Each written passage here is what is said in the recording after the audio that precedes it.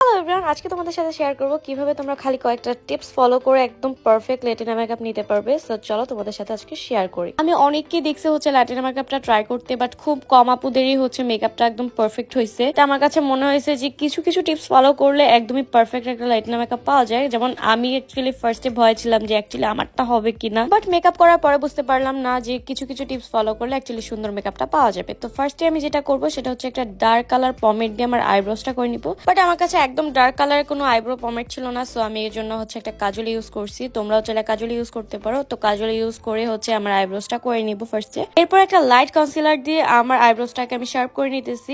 অবশ্যই এখানে light concealer use করতে হবে। লাইট বলতে জাস্ট আমরা নর্মাল মেকআপের সময় কি করি, নর্মাল মেকআপ করার সময় আমরা 1 থেকে 2 শেড হচ্ছে লাইট কনসিলার ইউজ করি, বাট এই ক্ষেত্রে 4 থেকে 5 শেড হচ্ছে একদম লাইট কনসিলার ইউজ করতে হবে। সো এরপর হচ্ছে এটাকে আমরা ভালো করে ব্লেন্ড করে নিব। ব্লেন্ড করার পর হচ্ছে আমরা চলে যাব আমাদের বেস মেকআপে। এই মেকআপে একদমই শেড ম্যাচ করে হচ্ছে একটা ফাউন্ডেশন ইউজ করতে হবে। সো এখানে হচ্ছে আমি শিগলামের এই ফাউন্ডেশনটা ইউজ করতেছি। অ্যাকচুয়ালি আমি শেড নামটা ভুলে গেছি, মেবি স্যান্ড হইতে পারে, আমি শিওর না।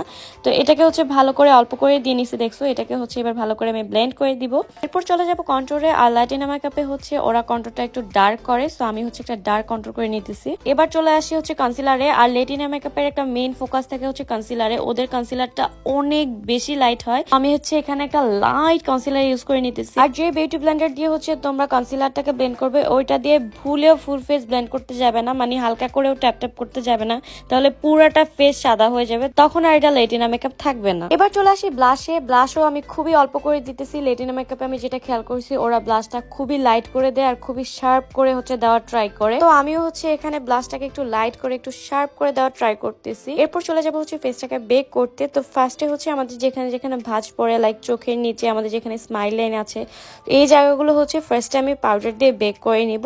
এরপরে হচ্ছে আমাদের বাকি ফেসটাকে আমরা পাউডার দিয়ে হচ্ছে সেট করব। তো এটাকে হচ্ছে বেক করতে দিয়ে হচ্ছে আমরা আমার মনে হচ্ছে আমি কেক বেক করতেছি।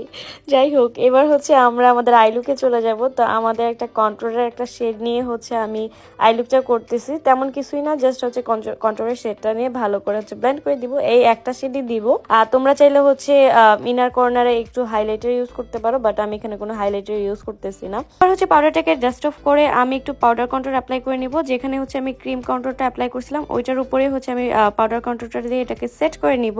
এবার আসি আইলাইনারে। সো আমার আইলাইনারটা হবে অনেক বেশি বোল্ড, মানে ল্যাটিনা মেকআপে যেটা হয় অনেক বোল্ড আইলাইনার ইউজ করে। চাইলে তোমরা একটু মোটাও করতে পারো, একটু চিকনও করতে পারো, বাট আমার মনে হয়েছে যে একটু মোটা করলে হচ্ছে একদম বেস্ট লাগবে।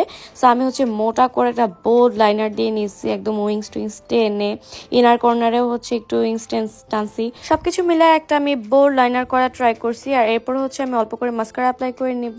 আর আমি কিন্তু লোয়ার লাইনে কোনো রকমের শ্যাডো ইউজ করিনি, জাস্ট অল্প করে মাস্কারা অ্যাপ্লাই করছি, দ্যাটস ইট। এবার আমি অল্প করে কাজল দিয়ে নিব, মানে যেটুকু না দিলেই না, এটা দিয়ে হচ্ছে আমি চলে যাব ল্যাশে। আর ল্যাশে অবশ্যই ল্যাটিনা মেকআপের জন্য একটা বোল্ড ল্যাশ ইউজ করতে হবে। ল্যাশ ছাড়া ল্যাটিনা মেকআপ একদমই পারফেক্ট হবে না, একদমই হবে না।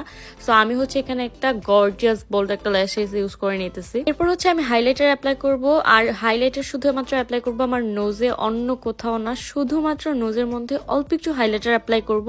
এবার সে লিপস্টিকে আর এতক্ষণ মেকআপ করতে করতে আমার ফাউন্ডেশন লিপসের মধ্যে লাগতে লাগতে লিপস একদম মরুভূমি হয়ে গেছে। তো যাই হোক, আমি একটু হচ্ছে ফার্স্ট লিপ অয়েল ইউজ করে নিলাম, জাস্ট একটু হচ্ছে লিপটাকে ময়েশ্চার করার জন্য।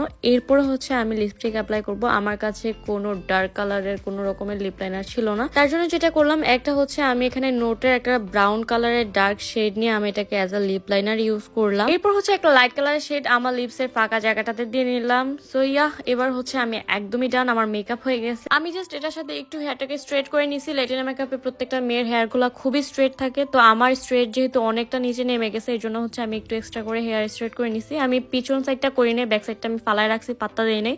আমি জাস্ট সামনে যেটুকু দেখা যাবে ওইটুকু হচ্ছে স্ট্রেট করে নিছি। অনেকগুলো ল্যাটিনা মেকআপে আমি দেখছি যে ওরা একটু গ্লস অ্যাপ্লাই করে, আবার অনেকগুলোতে ম্যাট থাকে। তো আমি হচ্ছে ম্যাটটা একবার রাখলাম। তো এবার হচ্ছে আমি একটু গ্লস অ্যাপ্লাই করে নিছি। আমার কাছে মনে হয়েছে যে গ্লস অ্যাপ্লাই করার পরে হচ্ছে মেকআপটা অনেক বেশি ভালো লাগছে, কারণ যেহেতু ফুল ফেস একদমই ম্যাট, সেই ক্ষেত্রে একটু লিপটা যদি একটু গ্লসি থাকে তাহলে মনে হয় যে না, একটা মেকআপ লুক ফুললি হয়েছে। সো এটাই ছিল আমার ল্যাটিনা মেকআপের ফাইনাল ফুল লুক। তোমাদের কাছে কেমন লাগছে অবশ্যই আমাকে জানাবা। আর এই টিপস গুলো ফলো করে তোমরা মেকআপ করে দেখতে পারো। আই হোপ তোমাদের মেকআপও পারফেক্ট হবে। সো তোমাদের সাথে দেখা হবে নেক্সট কোনো ভিডিওতে। সবাইকে আল্লাহ হাফিজ।